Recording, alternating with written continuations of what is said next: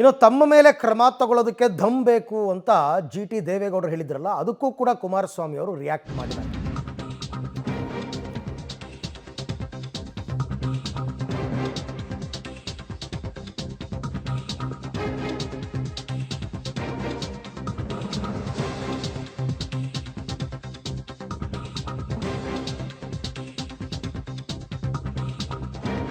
ತಮ್ಮ ಮೇಲೆ ಕ್ರಮ ತಗೊಳ್ಳೋದಕ್ಕೆ ದಮ್ ಬೇಕು ಅಂತ ಜೆಡಿಎಸ್ ಶಾಸಕ ಜಿ.ಟಿ. ದೇವೇಗೌಡರು ಹೇಳಿದ್ರಲ್ಲ, ಅದಕ್ಕೆ ಕೌಂಟರ್ ಕೊಟ್ಟಿದ್ದಾರೆ.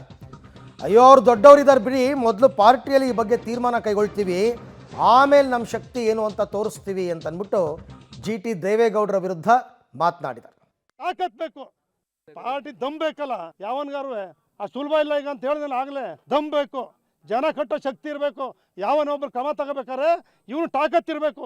ನಾನು ಜನ ಕಟ್ಟು ಗೆಲ್ತೀನಿ ಅನ್ನೋ ತಾಕತ್ತಿರೋನು ಸಸ್ಪೆಂಡ್ ಮಾಡ್ತಾನೆ, ಡಿಸ್ಮಿಸ್ ಮಾಡ್ತಾನೆ.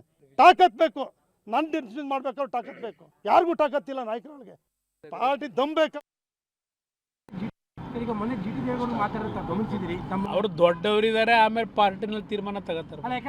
ಶಕ್ತಿ ಇಲ್ಲ ಅಂತ ಸರ್, ತಮಗೆ ಶಕ್ತಿ ಇಲ್ಲ ಅಂತ. ಶಕ್ತಿ ಇರೋದೆಲ್ಲ ಆಮೇಲೆ ತೋರ್ಸೋಣ ಬನ್ನಿ. ಅವರು ದೊಡ್ಡವರಿದ್ದಾರೆ, ಆಮೇಲೆ ಪಾರ್ಟಿನಲ್ಲಿ ತೀರ್ಮಾನ ತಗೋತಾರೆ. ಶಕ್ತಿ ಇಲ್ಲ ಅಂತ ಸರ್, ತಮಗೆ ಶಕ್ತಿ ಇಲ್ಲ ಅಂತ. ಶಕ್ತಿ ಓಕೆ, ನಮ್ಮ ಶಕ್ತಿ ತೋರಿಸ್ತೀವಿ ಮುಂದೆ ಅಂತ ಅಂದ್ಬಿಟ್ಟು. ಅಂದರೆ ಹೆಚ್ಚು ಕಡಿಮೆ ಈಗಾಗಲೇ ಜಿ.ಟಿ. ದೇವೇಗೌಡರು ಕೂಡ ಪಾರ್ಟಿಯಿಂದ ಒಂದು ಕಾಲು ಹೊರಗಡೆ ಇಟ್ಟಿದ್ದಾರೆ. ಆಯಿತಾ, ಬೇಕು ಅಂತಲೇ ಕುಮಾರಸ್ವಾಮಿ ಅವ್ರನ್ನ ಕೆಣಕೋ ರೀತಿಯಲ್ಲಿ, ಪ್ರವೋಕ್ ಮಾಡೋ ರೀತಿಯಲ್ಲಿ ಮಾತಾಡ್ತಿದ್ದಾರೆ.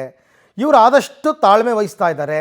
ಒನ್ ಫೈನ್ ಡೇ, ಅದು ಈಗ ಮಧ್ಯದಲ್ಲಿ ಅವ್ರ ಶಾಸಕರು ಬೇರೆ ಇರೋದ್ರಿಂದ ಮಧ್ಯದಲ್ಲಿ ಏನೂ ತೀರ್ಮಾನ ತೊಗೊಳಕ್ಕಾಗಲ್ಲ.